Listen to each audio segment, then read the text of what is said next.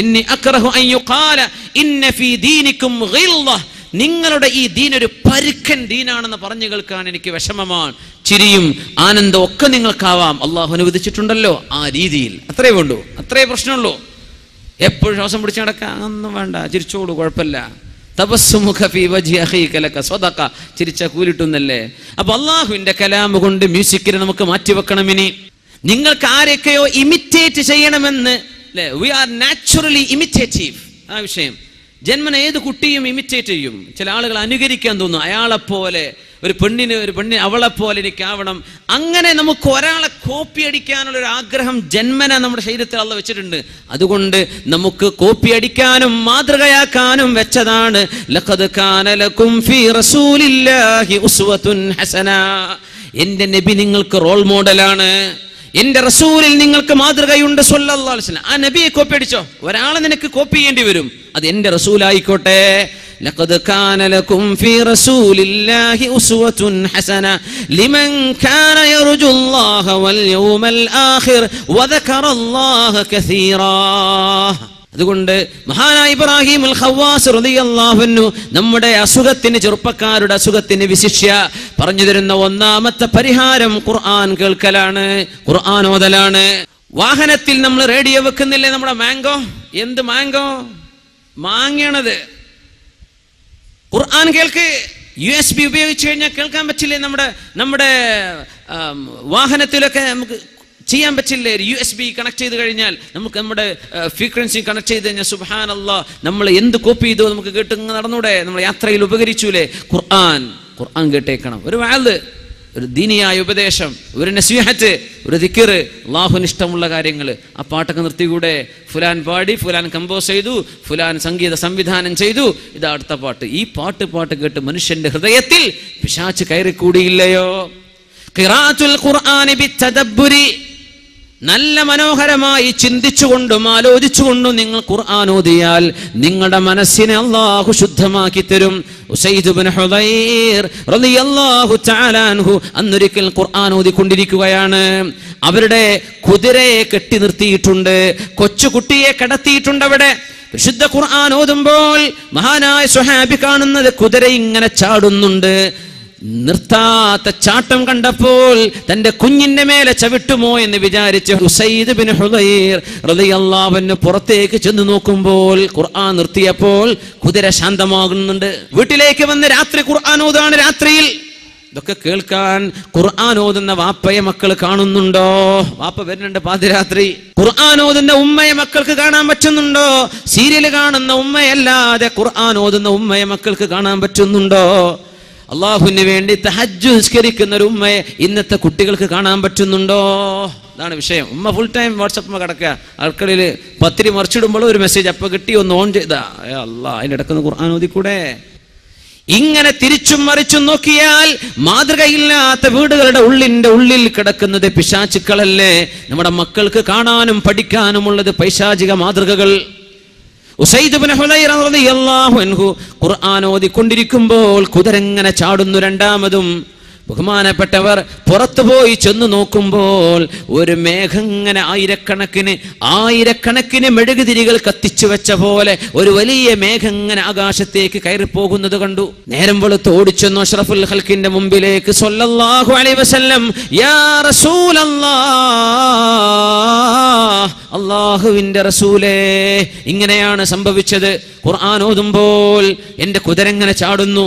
ഞാൻ വീണ്ടും നിർത്തിയാൽ പിന്നെ കുതിര അനങ്ങുന്നില്ല. ഞാൻ രണ്ടാമതും തൊഴോതി തുടങ്ങുമ്പോൾ ചാടുന്നു. അങ്ങനെ ചെന്ന് നോക്കുമ്പോൾ റഅയ്തു ഗമാമതൻ, ഞാനൊരു മേഘം കണ്ടു നബിയേ, ഫീഹാ സുറുജുൻ, അതിന്റെ ഉള്ളിൽ ഒരുപാട് വിളക്കുകൾ കത്തിച്ചു വെച്ചിട്ടുണ്ട്. അത് മേഘമായി കടന്നു പോകുന്നത്, ആകാശത്തേക്ക് ഉയരുന്ന വിളക്കുകൾ ഞാൻ കണ്ടു നബിയേ. അഷ്റഫുൽ ഖൽഖ് സ്വല്ലല്ലാഹു അലൈഹി വസല്ലം പറയുന്നത്, തിൽക സകീനത്തുൻ നസലത് ലിഖിറാഅതിക യാ ഉസൈദ്. ഉസൈദ് ഇബ്നു ഹുദൈർ, നിങ്ങൾ ഖുർആൻ ഓതിയ ആ മധുരമുള്ള ഖിറാഅത്ത് കേൾക്കാൻ ശാന്തമായ രാത്രിയിൽ അല്ലാഹുവിന്റെ മാലാഖമാർ ഇറങ്ങി വന്നതായിരുന്നു. നിങ്ങൾ നേരം പുലർന്നിട്ടും ഖുർആൻ ഓതുകയാണെങ്കിൽ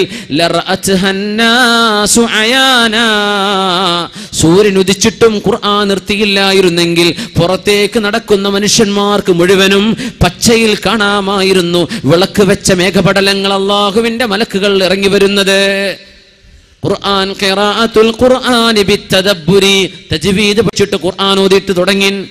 നമ്മുടെ ഡിവൈസുകളിൽ ഖുർആൻ കേൾക്കിൻ. ചെറുപ്പക്കാരൊന്ന് 7 ദിവസം നിങ്ങൾ പരിശ്രമിക്കിൻ.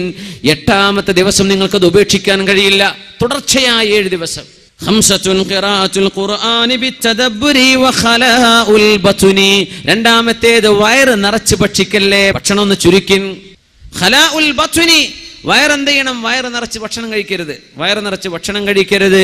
ഇന്ന ശദ്ദന്നാസി ജൂഅൻ യൗമൽ ഖിയാമത്തി അക്തറുഹും ജശഅൻ ഫിദ്ദുനിയാ. ഇവിടെ ഏറ്റവും കൂടുതൽ ഏമ്പക്കം വിട്ട ആളുകൾ നാളെ പരലോകത്ത് വലിയ വിശക്കുന്ന ആളുകളായിരിക്കുമെന്ന് പരിശുദ്ധ റസൂലുള്ളാഹി സ്വല്ലല്ലാഹു അലൈഹി വസല്ലം. ഭക്ഷണം മിനിമം. റസൂലുള്ളാഹി സ്വല്ലല്ലാഹു അലൈഹി വസല്ലം തങ്ങൾക്ക് ശരീരം വളരെ വടിവത്ത ശരീരമായിരുന്നു എന്നല്ലേ. 50 വയസ്സ് കഴിഞ്ഞതിന്റെ ശേഷമാണ് തങ്ങൾ 17 യുദ്ധം ചെയ്തത്. 50 വയസ്സ് കഴിഞ്ഞിട്ട് 40ലേറെ യുദ്ധങ്ങൾ അഭിമുഖീകരിച്ച് തങ്ങൾക്ക് 40 വയസ്സ് കഴിഞ്ഞതിന്റെ ശേഷം. സുബ്ഹാനല്ലാഹ്. ആരോഗ്യം ഉണ്ടായിരുന്നു. നബി തങ്ങൾക്ക് കുടവയറില്ലായിരുന്നു.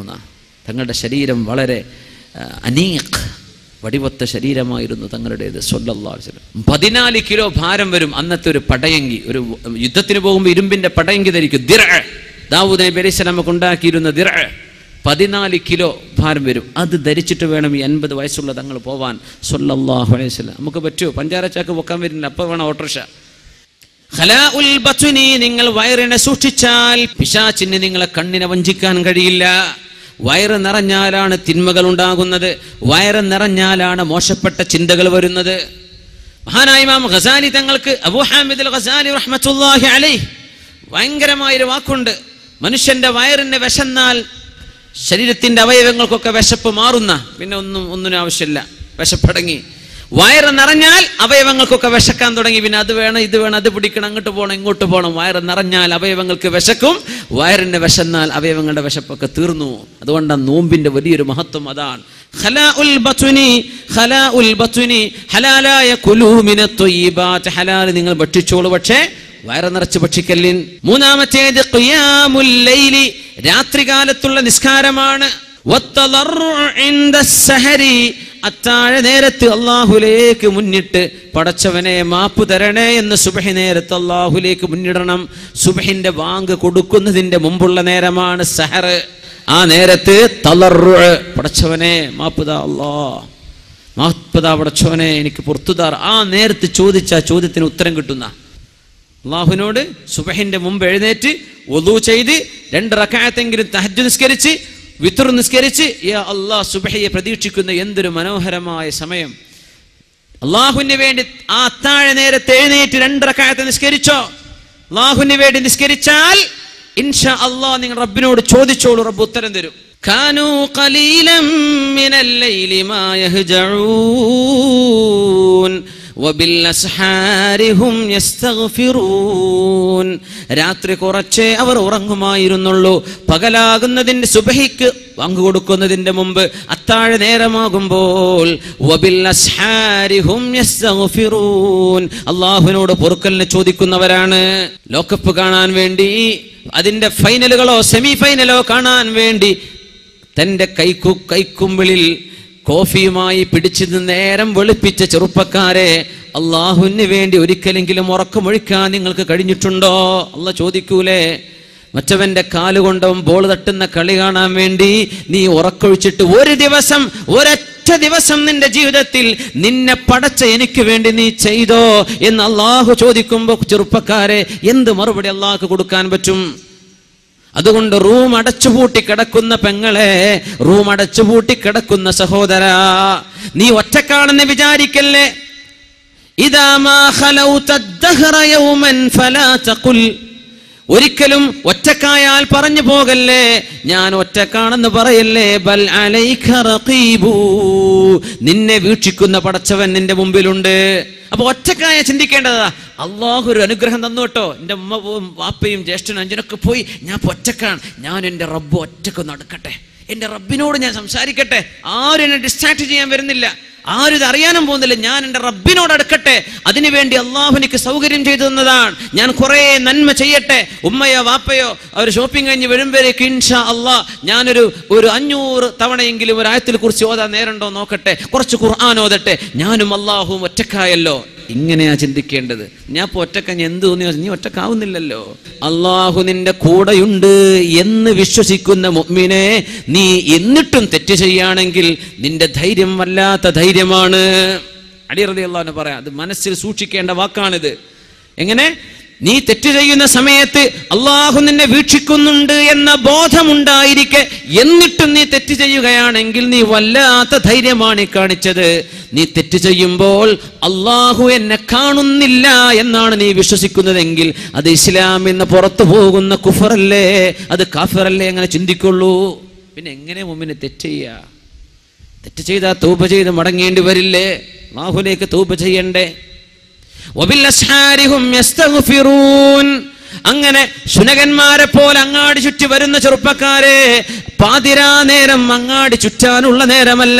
ഇശാ കഴിഞ്ഞാൽ ഇൽമ പഠിക്കാനോ സ്വന്തം ഭാര്യയോട് വർത്തമാനം പറഞ്ഞിരിക്കാനോ ഒരു മസ്ലഹത്ത് ചർച്ചക്കോ അല്ലാതെ ഒരു മനുഷ്യൻ ഉറക്കൊഴിച്ചുകൂടാ എന്ന് പറഞ്ഞ ദീനാണിത്.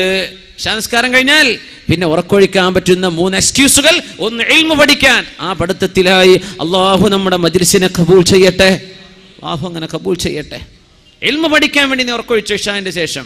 പിന്നെ ജോലി കഴിഞ്ഞ് വരുന്ന ഭർത്താവിന് തന്റെ ഭാര്യയോട് വർത്തമാനം പറഞ്ഞിരിക്കാൻ പകലന്തിയോളം നേരം കിട്ടിയിട്ടില്ല. ഇശാ കഴിഞ്ഞിട്ടായിക്കോട്ടെ തന്റെ ഭാര്യയോട് സംസാരിച്ചിരിക്കാൻ ഭർത്താവിന് കുഴപ്പമില്ല. പിന്നെ ഒരു മസ്ലഹത്ത് ചർച്ചക്ക് ഇശാഇന്റെ മുമ്പ് നേരം കിട്ടിയിട്ടില്ല, എന്നാൽ പിന്നെ നമുക്ക് ചർച്ചയാവാം.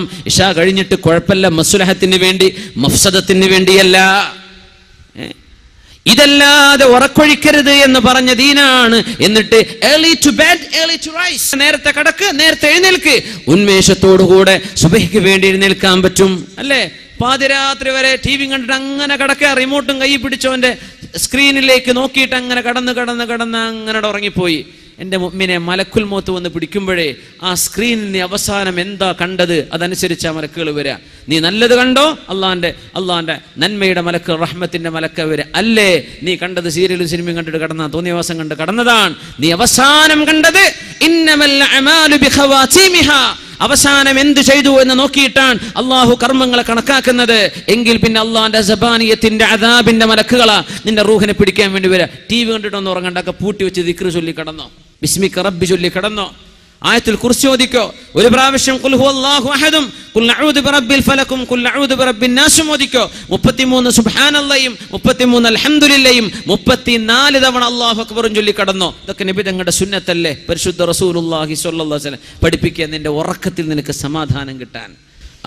പിന്നെ ഉറക്കം വരാത്ത കേസൊന്നുണ്ട്, ഉറക്കത്തിന് ഗുളി കുടിക്കേണ്ട ആവശ്യം വരില്ല. ഇതൊക്കെ ചൊല്ലി കടന്നു നോക്ക് ഇൻഷാ അല്ലാഹ്. ഇങ്ങനെയാണ് മുഅ്മിനായ മനുഷ്യന് ഹൃദയത്തിന് ശാന്തി ലഭിക്കുകയുള്ളൂ.